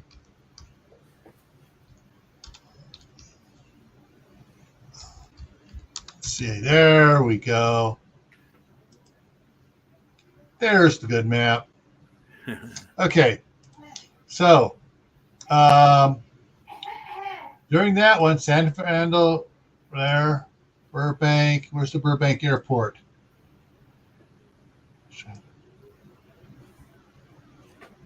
There it is, Burbank Airport right here. Okay. There's the airport and the runway. So we were living right here. So that was at Arminta Street. And so we were living right there. This was a big old open lot at the time. We used to go out there with baseballs to try to hit the, bat at the planes when they came in. But and the earthquake, the epicenter of the earthquake was Silmar, right there. Yeah. And anyways, when it went, living down here, the house we were in was a ranch-style house, San Fernando Valley. And my brother and I had one bedroom. We were in bunk beds. My parents were in the other bedroom. They had built on behind the fireplace from the living room an enclosed patio, and then roofed over and closed it all thing. It had a cement slab floor. And my older brother was in there. My bedroom, the bunk beds. Jeff, will you quit bouncing me? He's on the lower bunk bed. He used to take his feet and bounce me. Yeah. And he goes, I'm not doing it. I'm not doing it. There was a bookcase on the one wall there right next to our bed. I had comic books piled all over the top of it. Not one fell off. None slid off. I had a table against the far wall that had my HO gauge trains on. One train derailed. One car derailed. The other side there's a bathroom, my bedroom, bathroom, to my parents' room. My dad was trying to get out of bed when it happened. Now my dad was a rodeo star. He was top 10 All-American, all-around cowboy for 10 years. Rode Brahma bulls, wild broncs, calf, he did everything, all-around cowboy. He said it was worse than trying to ride a Brahma bull trying to get out of bed, because he'd start to get up, he'd hit the wall, throw him back on the bed, he'd bounce off the bed coming up, hit the wall, and he said for about 30 seconds he was just bouncing from the wall to the bed, as it shook and everything. Yeah. Was he yelling yeehaw as he was doing it though? He wasn't going hee-haw. He was going, oh, shit. And my mom was saying, the kids. We could hear her screaming, and we're like, we're fine. Yeah, we're having fun. Now, they had a big mirror on the fireplace that fell off, broke the corner on it, just a little corner on it when it dug into the carpet. Now, my older brother's room, that was an addition on the house, he had stuff on the bookshelves and everything. Every shelf, every book was out of the shelves. All the glasswork he had on the floor, broken. My mom said he charged into their room, came right in the room, stopped. He had the blankets and sheet, his top, everything was stuck to him because he jumped out of bed. It stuck to him. He ran across that, he levitated across that floor, didn't have a cut on his feet. And when he stopped in the room, the blankets and everything just fell off of him. He was going that fast. But his room looked like someone tossed a couple grenades in there. Yeah. I guess somebody my brother's and I's room, we were like, and so even on a house, how it's built, the foundation and everything else, and the direction the shockwave comes from, it's going to affect the house differently. Yeah. Is your dad still around? My dad passed away the year after the year after Chris and I got married. That Father's Day, the following June, he passed away from cancer. He started smoking when he was 8 years old. 1938, he started smoking.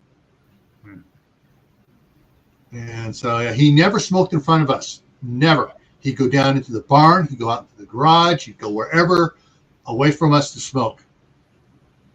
Because he tried many times to quit smoking. And the one time he got someone T-boned him when he was driving one of the service trucks for where he worked at. Back then, they allowed smoking in the hospital. Oh yeah. He asked for a non-smoking room so he could break the habit. And they stuck him in with two other smokers, and those guys were all the time. Just drove him up the wall, and he couldn't quit. Yeah. Yeah. My Doctors dad going was down the the same. hallway, and My dad was kind of the same, smoking since he was, I don't know, 13, 14. He was Scottish. Came over here, got a career and job. And one day I was at his work visiting him, and I was used to him smoking my whole life and smoking and drinking. And he wasn't smoking. And I go, I looked at him like, what's going on? I said, I quit. He quit in one day. He quit drinking and smoking in one day and never touched it again. He was like, I don't know, 50 something when he did that. It was just, who does that? Very few people. Yeah, he just said, I'm done. And he didn't do it again. And he lived till about 75 or 6. But well, it depends. What was he smoking? The ones you got to make by yourself? No, Pall Malls. I remember as a kid, my dad smoked were Pall Malls. Yeah, my favorite thing as a kid was lighting his Pall Malls with his Zippo. He'd hand me a Zippo, and as a kid, you'd be like, yeah. My dad was into Winston's and Marlboro. All right, Ron. Stay safe out there, spreading that salt. He works for spreading snowplows, spreading salt. Yeah. Where's he at? Back east. Ohio. Yeah, we don't do salt here in Oregon at all. They're testing it, but we do gravel, luckily, because our cars, I think, last a lot longer than those ones back east. Yeah. Yeah, all the rust. Well, I know here in Idaho, there are several car washes around that are designed with sprays. So in the wintertime, you can take it in there, and you're using the hot water and just steam off the bottom side of your car, get all the salt off. And people go there, when it's snowing, they go in there once a week and get the bottom side of their car washed. Do you guys do salt? Yeah. Oh. They do salt, and they some areas they have like a brown salt sands. It's a salt and sand mix they put out in the county we're in. Up in Idaho Falls, they have big tanker trucks with spray bars, and they spray a solution on the road. We do that here too, the pre-treat and all that. But for like an event, they gravel. Yeah. But I mean, this stuff here, like the one road to go out, the county came around, and because it crosses the railroad tracks, so they do on either side of the railroad tracks and up to the first intersection. And the snow was, the ice and snow on the road had gotten compacted bad, and the truck came in and just threw all the crap out. Half an hour later, it was back. It was down to the asphalt. And so, there is a good amount of salt in there, but there was a lot of gravel and stuff left over afterwards for people getting traction. Well, every year they go and sweep the roads and pick the gravel back up and reuse quite a bit of it. But I think Oregon's really environmentally friendly, and they're worried about the salt getting in the creeks for the fish and the environment. Yeah. But they're starting to test it because I think they were having so many accidents that people are starting to. I don't know if it's the ones from back east that are moving here saying we want salt. Yeah. They forget how to drive. Well, it's no. You drive totally different when they spread the sand out than you do when they spread the salt out. And so they drive. They're having all their lives driven on with the salt. You drive differently than you do on the sand. And I think like most original Oregonians are so used to going skiing up in the mountains that they know how to drive it, but then they, like you say, they get back in the city and they get sideways in an intersection and everything's just tied up. But when they're going up on the mountains flow really well. I don't know. They also probably do the roads better up on the mountains because they have more equipment. But to get anywhere in Oregon, you have to go over some pass. Like 6,000-foot pass to get out of the coast range, or Okay, I'm going to comment on something here. There was a study done by it was sponsored by the health department, U.S. Department of Health. Any organic material that smolders, they found produces carcinogens, whether it's hemp, whether it's tobacco, whether it's cotton, whether it's tomato leaves, whatever it is. If it's an organic material, it produces a carcinogen when it smokes. Well, that's just my little trivial fact that I remember from back in the 70s when that came out. I think they're going to use that too to try and shut down a lot of wood stoves. Yeah, well, in the San Francisco Bay Area, the Bay Area Air Quality Management District, which is a rogue organization not responsible to anybody, has pretty much done that already. Well, and Oregon is following California, that CARB. I read an article that by 2035 we aren't going to be able to buy new fuel vehicles. It's going to be all electric, which is like ain't going to happen. Ain't going to happen because as they get closer to it, the reality is California got rid of 90-something% of their hydroelectric plants on the dams and stuff. Got rid of them, and now they haven't built replacements for it. Oh, and by the way, do you know what they replace? What the majority of power produced in California is? It's not solar. It's not wind. Nuke. Coal-fired plants. We had one nuke in Oregon. So when you see a carload of coal going to California, electric vehicle fuel. Or natural gas. They're complaining about the coal trains because they're saying the coal's falling off the trains and getting into the Columbia River, and they're shutting down a lot of coal plants around here. But luckily, we've got some of the big guy dams on the Columbia that really throw out some power. But just wait for the snowflakes to say, "Oh, they're damaging the fish. You got to tear them down." They spend a fortune on those fish ladders. They do everything they can for the fish ladders. You can go up and watch them. What? I think they took some of those ladders out somewhere because somebody I was here. California.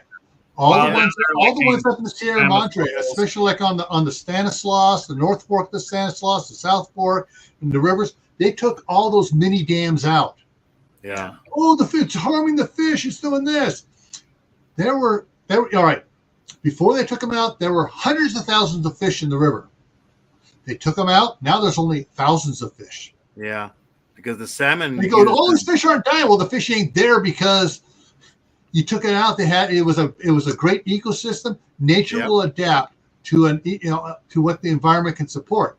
When they had the fish ladders and the small ponds and stuff, the fish would go up the ladders. They would recuperate as they swam up to the next one. Now it's constant going up the entire thing, and they're not making it. They're not. Yeah. I think the seals take out more fish than the dams do, but the seals are tough, man. They'll leave it attack alligators. Have you seen those? They team up and then they attack alligators and crocodiles. They're like, dang, like. Well, and you get I think they every now and then they can take harvest some of them if they're becoming a problem. But those guys like to eat the fish. Oh yeah, they'll salmon and all that. Yeah, I'm sorry. That's a pet peeve with me is that the snowflakes have ruined the California economies with the power and stuff. Saying, "Oh, we got to protect the fish. We got to take out the dams," and now there's less fish there. Yeah, there's not 10,000 fish or not 2,000 fish dying each year in the dams, but there's no longer 100,000 fish in the river either. Yeah. I don't think they're not like the Alaskan type seals that are the pretty ones. They're the big coastal seals that are like rhinoceros size, and I don't think they make good fish. Yeah. Hey, Don, I see you still have power. I got power. I don't know what's going on. It's crazy because they were showing a windstorm. You know, the gorge, the wind comes down the Columbia River Gorge and kind of is right at the end of Portland. So, like, a lot of Portland gets wiped out, and a bunch of houses in Portland had trees on them. But we're on the Mount Hood side of the gorge, kind of protected. So we didn't get a lot of that wind, but it's definitely cold. You know, it's in the 20s, and we're getting that rain. So the ice is building up. But luckily, our power company is always pruning these trees back. So good on them. And Yeah.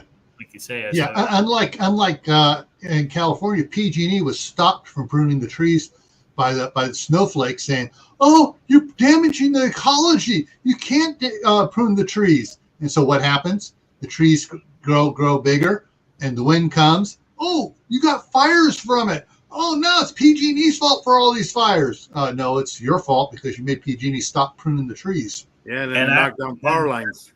Another thing, another California thing that we followed just recently, like a month or two ago, we had a high wind day, even though we had some rain, and they shut the power down on us for 2 days doing that. We're going to pull the plug on the power. That's the first time they've ever done it around here. And we live in the mountains with trees and forest fires, and there was a forest fire anyway. So it's like, but they follow a lot of your guys's, that California, like my truck, my Dodge Diesel, it's all CARB compliant with all the emission stuff that just makes the trucks run like garbage. But yeah, I saw for someone else's. They're going to go take all the log trucks that we went and got from California because you guys have to have all the new log trucks for the emissions. So all our loggers went to California to get the older school stuff, the old dump trucks and everything, and brought it up to their farms and stuff here. And now our DEQ is going to make them get all that stuff compliant or get rid of it or buy new. But who can afford $250,000 for a new log truck if you're just a JIPO one guy outfit? Yeah. Yeah, I saw one of those new electric. You'll see a bunch of them get their trucks licensed in Idaho, and they'll track that down. They know what they're doing. Yeah, it'll take them a while. Because if your company name is to your house here in Oregon and your cars are to, I'm sure they got a computer that'll throw a red flag out for that or something. Yeah. Well, I'm going to go, Gil. I got to get up early in the morning. Yeah. Good one, guys. Good All right. Thanks for coming up, Moon. Yeah. Take it easy. All right. See you next time. Yeah. Yeah. I'm not a fan of, just like here, the county buildings, Portland's a big city, and the county went and did all this low flow water restriction stuff. They changed all the toilets out, and these are hundreds of county buildings.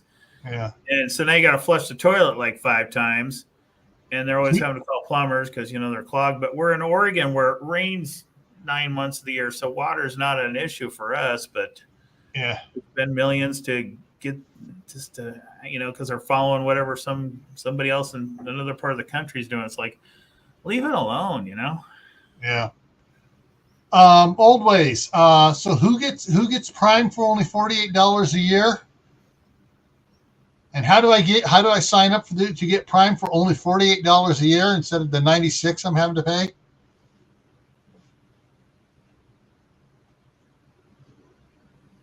Oh, on food stamps to qualify for it. Oh. I have to do some finagling.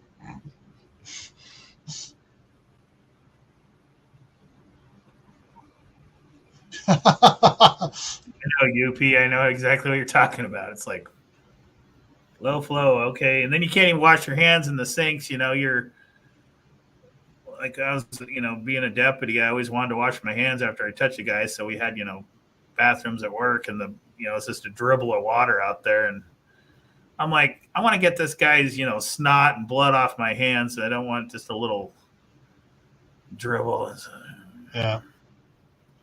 And you should have filed a grievance on it being a health issue, health and safety issue. Well, I went and got one of my own keys and started turning them up, and the county maintenance people kind of came after me. But, I was there for 30 years. You're not going to mess with an old dog deputy. And I'm like, change it back, and we're going to have some issues. And they just left it. They're like, fine. Yeah. Yeah. Yeah, I got because Home Depot is nationwide, but they kind of cater to the restrictive states like California. It's hard to find a full flow shower nozzle anymore, a full flow toilet and stuff. But the house, this house here has one toilet. Is just absolutely amazing. Just fills up like that, huh? It fills up like that, but it fills up higher and to where it's supposed to. And when it flushes, it forces everything down and it starts to build up again and almost like it's a second flush to make sure all the turd is gone. No remnants left around. They engineer them so you can't even drill them out anymore. You just be able to take a little drill and drill out the little pilot hole, but they're like captured now, so you can't even take them apart to try and get in there and kind of rework it yourself either. I get it. It's like, I want to turn on the hose. I want to fill up a swimming pool. I don't want to, fill up a bucket and take 3 days to do it. Yeah. Yeah. The UP's going to do a video on his kitchen sink. Yeah. The on the way with those nylon valves for sinks and stuff, those things just absolutely suck because they keep redesigning them every couple of years, and it's like, oh, what model do you have? Oh, we don't make those anymore. You got to buy a new one that restricts it even more. And it's like almost about ready to take it and cut it out, just put a couple ball valves on there and plumb it together old school wise, because you used to have the old the two knobs above the sink that had the they had like the rubber washers on it. It would compress and stuff. You could open those suckers up and you get good flow on them and go up and they had the gooseneck and everything. Yeah. We built our house, it's a pretty new house when we had it built. And I do have a slop sink out in this laundry room that I did have the little, you just take the little low flow restrictor, Yeah. So when I turn that sucker on, it's like, oh, so I go wash my hands in that one all the time because it's like, I got some water flowing. Yeah. Yeah, there's some, oh, hang on. Something happened here.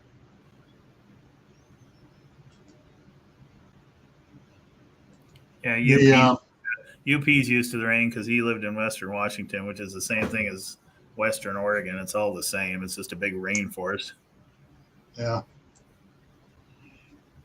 Although I gotta admit, I'm not a climate guy. I mean, I guess the climate's changed, but our summers have gotten a lot hotter than I remember, especially the last 3 or 4. We've had some pretty decent wildfires.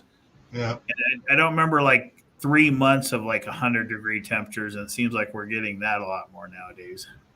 I don't know if it's a flow. When talking about the weather, there's several things to consider.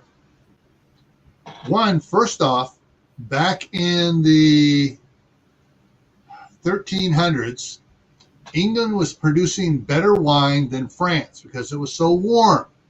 They had better grapes, better wine, and France put a big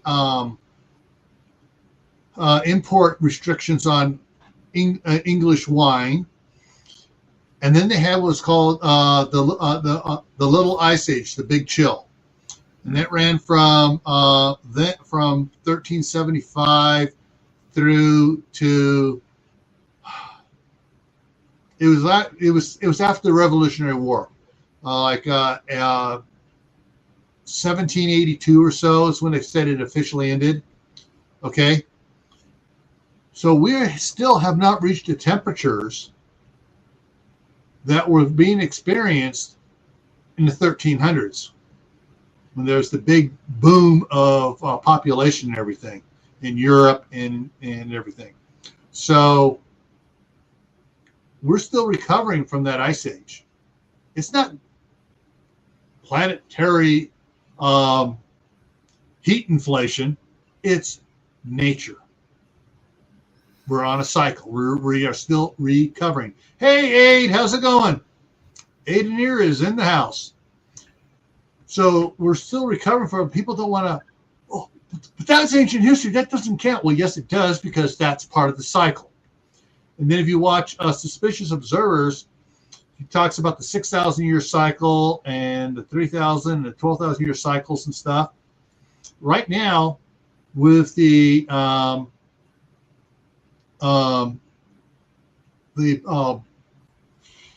magnetic poles moving and shifting so much and moving so far so fast, and also the strength of the magnetic field dropping off, more heat is coming in, and more interaction, more particles come in, causing more heat and interactions with the global electric circuit and everything. So yeah, that's what the this heat spot up here that's causing this polar vortex to move down is right under where the magnetic North Pole has moved to. Wow, you think it might be connected? I'm on the same wavelength. I've been in Oregon most, 95% of my life, and I'm used to, you see me, I'm a bigger guy, so I like it on the cooler, wetter side, I don't like these 100-degree days because I got to be by an air conditioner. I can't go outside and work. It's just too hot. But I'm with UP there. It's the politics here suck anymore. I'm retired. My wife is begging us to move to Wyoming, but man, you go out there and it's like the tundra, and we're getting older, and that weather is extreme, wind and cold, and I got to have trees. I'm a big tree guy. I got to have a wood stove. I can't live without a wood stove. But, and they've got heat, and then they have super cold. So it's like, I'm kind of, it'd be cool. Yeah. We have such a beautiful place up in the mountains here, but yeah, the politics, now they've taken away our gun rights. We used to be free yesterday, and now, I'm going to be a bad guy if I have more than 10 rounds in my AR anymore. But they're fighting that, and I want to bail, but if everybody bails, then they get to take over the state forever, so it's hard. Yeah. It's like, the things are so bad in California, and, Jerry Brown and those guys were just enacting laws to hurt retirees. Oh, they're retired. They're not, we can pull all the money away from them. They're not going to live very long. We're going to pull all their money away from them. And so we got, all right, we're, in 2014, we decided we're not retiring in California. And I started looking hard. I started looking then for places to go to. And in I guess it was late 2015. My wife started looking too. And then we really started looking hard in the spring of 2016, and we lucked into this. We hooked up. The real estate agent we were using in this area kind of flaked on us. We'd set up and scheduled 2 months in advance. We're going to be here. We're going to be doing this. We're planning the trip.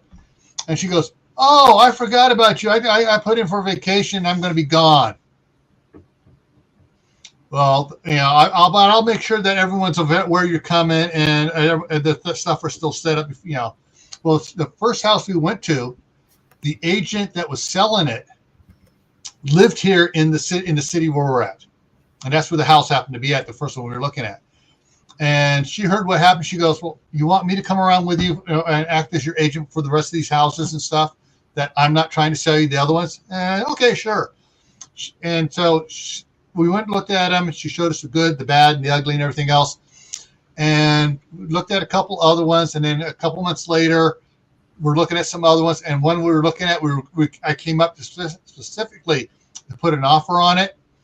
And the people that Saturday, I was showing up at noon. At 11 o'clock, they knew we were coming. She said, "Don't take any offers. This person is most likely going to pay over what you're asking." Well, someone offered 10,000 under, and the real estate agent hadn't been getting any good bites, and the real estate said, "Jump on it, you jump on it," and they did. And it came up, and we said, "Oh, we want to offer 15,000 over." The person just about killed their real estate agent because they'd already signed on it. But a couple weeks later, she was driving by this place because she lives here in town, and they were putting out a for sale by owner sign. And she hopped out, ran over to him. How much? Blah, blah, blah. Let's take a quick look at it. I think I have someone who'll buy it. She took a look around. She goes, it's sold. We'll get the paperwork done. Then she called us and told us she bought the house for us. Sent my wife. But you had a house, and the house is across the street, and then you're in the manufacturer. No, that's the house across the street. The first house we bought in 2016. But your kids live there. They're in there now. They moved into there while we were waiting to retire. And then your house is across the street, right? Yeah, and the house I'm in now, so we picked this one up 2 years ago. The guy who was here bought a bigger place down in Blackfoot. And he goes, you want to buy my house? Yeah. Nice big shop on it. Nice newer house. Kids, the grandkids now are across the street. And it's like, we can just shove them back across the street to their parents. And so, yeah, so we bought this one. But the first house we bought, when my wife looked at it and she looked at the land, it's 5 acres. And it was $132,000. And, you know, it was listed as a 4-bedroom, 1-bath house. Saw the pictures of it. She came up immediately because she had time to where she could come up. I'd used most of my vacation time, so I couldn't come up. And we bought the house. And it was absolutely great. But see, one of the things we were looking at here, let me see if I can get this into work right here. There we go. All right. So we bought down here in Basalt here, about this block right here. But prior to that, we had looked up here. This is one of the one we just missed out on. And then we were actually looking to begin with up here in Rexburg. We were looking at Rexburg. We were looking at Sugar City. St. Anthony gets a heck of a lot colder up in St. Anthony. Just from there to there, I mean, the temperature differences. And then we were looking in Rigby, and we looked down here. We went down to Blackfoot, looked in Blackfoot, wound up getting this one here. But we were also looking out here in Swan Valley, Irwin, Palisades, and where's the other one? We even went down to looking down here in Alpine, but that's across the border in Wyoming. And we were just looking around here at different things. And what's the other one? There's another one that was out here we were looking at here. That's one. I like McCall, Idaho. Oh, yeah, McCall. Before we started looking here, I was looking over there in Adams County, where McCall is. And but my daughter was going to BYU Idaho here in Rexburg, and they said that they were going to stay here and get jobs in Rexburg, around there, or Idaho Falls here. And my wife says, well, we're going to look on that. No, we're looking on this side of the state because we want to be near the grandbabies. But you're looking at McCall. Yeah, there's McCall, New Meadows. I was looking in Council here, which is the county seat here. And county goes all the way. That's why I'd be over there because you're in the desert part. Yeah, but the thing is, where we're at over here, you go out here 10 miles to the east of us, you're in the Grand Tetons. Yeah. Swan Valley, that is up in the mountains. It's in the trees. It's in all that up there. I go to Idaho a lot. I have friends there, but no offense, a lot of Californians have moved there. And there's stickers on everybody's car saying "Get out." They're just getting overpopulated. Yeah. I have friends up in northern Idaho. Well, my grandmother was born in Idaho, so I returned home. Yeah. I said, hey, I just brought my family. I'm bring my family back from California. My grandmother was born here. And they go, oh, okay, you're a semi-native. But yeah. Don't bring any out. I'm sure they're all like, don't bring your California stuff with you. Politics. I'll bring my California politics. My California politics is so far right because of the wing nuts there. Well, in California used to be super conservative, but the problem is like UP saying move down to where's he's down in the south, like it's here. But I got a daughter that got out of the Army and got a job in Denver, lives up in the Rockies, and then our son, who has all the grandkids, is in Southern Oregon. So I kind of gotta stay on the left side of the United States there, so we can. Yeah. And our grandkids, are 8 and 7, so we try and be as active in their life as we can. But I guess it's time to bail because the politics are crazy. And Cal, or you guys still have some pretty decent politics in Idaho. Yeah. We do have one problem. We got a Democrat in Republican clothing for a governor. Yeah. And he jumped on the restrictive bandwagon and tried to and said, "Oh, I need emergency powers," and refused to give them up. I saw that your lieutenant governor was fighting it or something. Yeah. And he goes, "Well, she doesn't have the authority to do it." Oh, it's like, dude, you don't know the Constitution. When it says when you leave the state, she's in charge and she can do this stuff. And so, but yeah, you're looking at like trying to think where it was here. I went up. Because I went up and I got Driggs. Driggs over here is fairly good size. They got a lot of trees. I mean, it doesn't look like it, but there's a lot of trees. They're up on the hillside here. It flows down towards the Snake River and stuff. But you got Driggs, you got Palisades, Swan Valley and stuff. You're up in the Tetons here. You're getting up into the Tetons here. You get all the peaks up here. So yeah, but I think that's also Teton type money, isn't it? I mean, that's some spendy properties up in there, isn't it? Actually, the prices up here in Swan Valley and stuff was at the time was like cheap. But my wife said, no, that's too far away from a hospital. That's too far away from the city. But up here, like in back up here in Driggs, I mean, I went into Driggs to pick up some equipment for my tractor, and I walked. Holy mackerel! This is almost as big as Idaho Falls, as far as what they had there. I mean, the big store around here, Bolam's, is bigger than Albertsons. Big Albertsons in Idaho Falls. This thing here was about twice the size.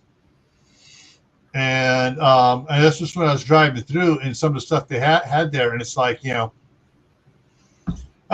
just one of the places, So there are if you're going outside of the cities, prices start dropping. My wife is always looking and always sending me properties, but I'm like, where's the trees? How many acres? Yeah. There's always I've narrowed my list down. I used to have like 30 things because I want to match what we have here, but I've narrowed it down. But even still narrowing it down, it's like there's nothing that's just like grabbing me, and then there again, like you say, what do we do for medical? Because now I have medical insurance with these guys, and I got to flip over to those guys, and I guess I am dragging my feet. I don't really want to move. I'm retired. I got a barn full of tools, heavy like lathes and stuff. It's like, oh man, moving all that stuff would just be. Yeah. And our kids are too far away to get any real help. I mean, we might be able to get the neighbors and everything, but I know we're going to have to move because, I've got all those guns that are just going to make me a bad guy for no reason. And that's why I like Wyoming, because they're usually like 75-25 for the vote on that kind of stuff, Yeah.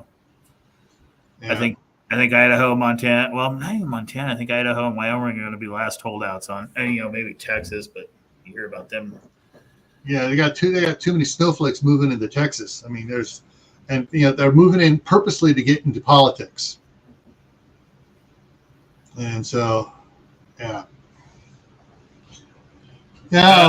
Old ways. No, I'm on the west side of the Cascades. That's Eastern Oregon. And that's kind of a myth. He's saying, are you in the part of Oregon that is talking about annexing over to Idaho?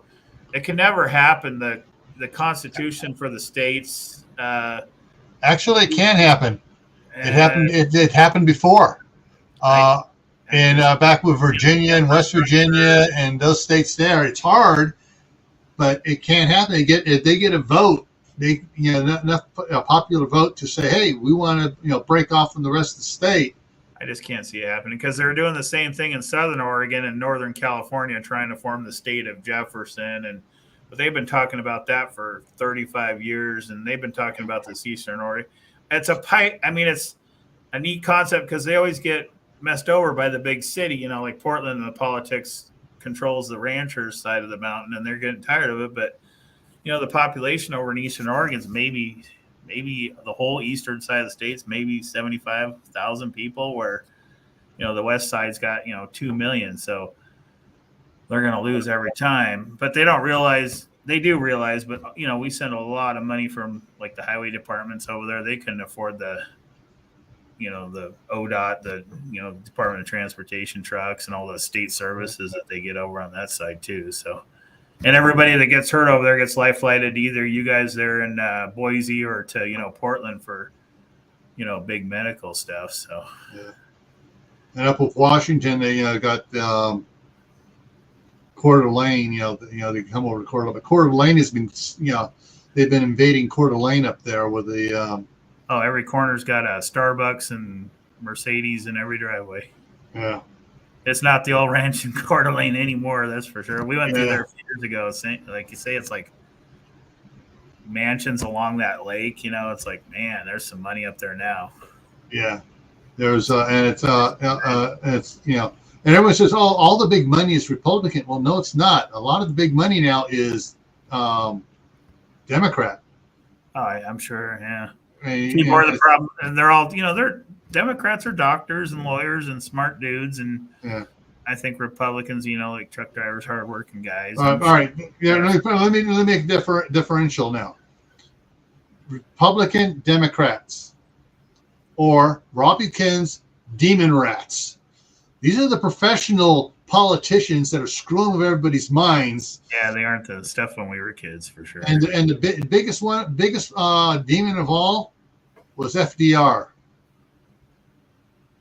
because he's the one that screwed up this country so bad before World War II, got us into it.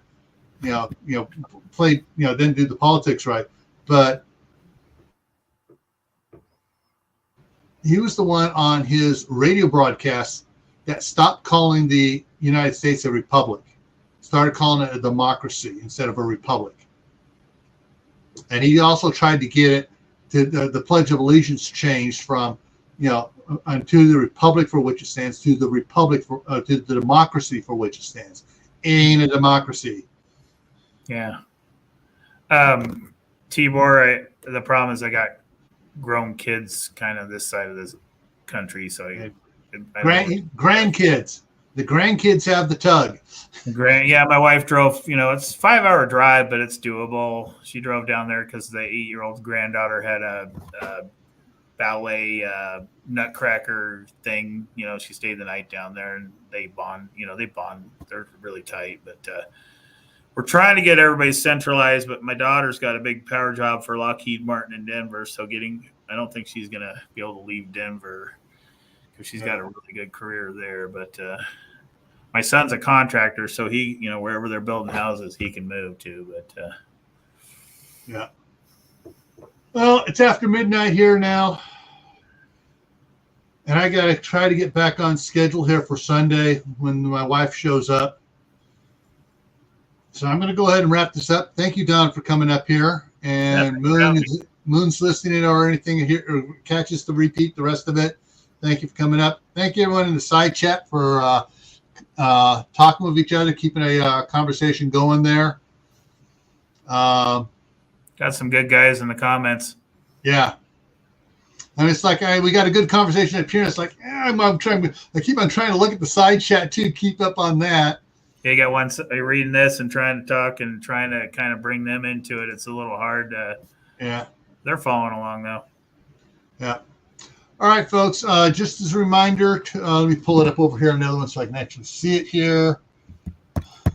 Another thing is I like open forest where I can ride my dirt bike forever. They're taking all the forest roads we're half big national forest, and they're locking all those roads down. You just can't take your dirt bike up any, gravel roads anymore. Everything's got gates on it.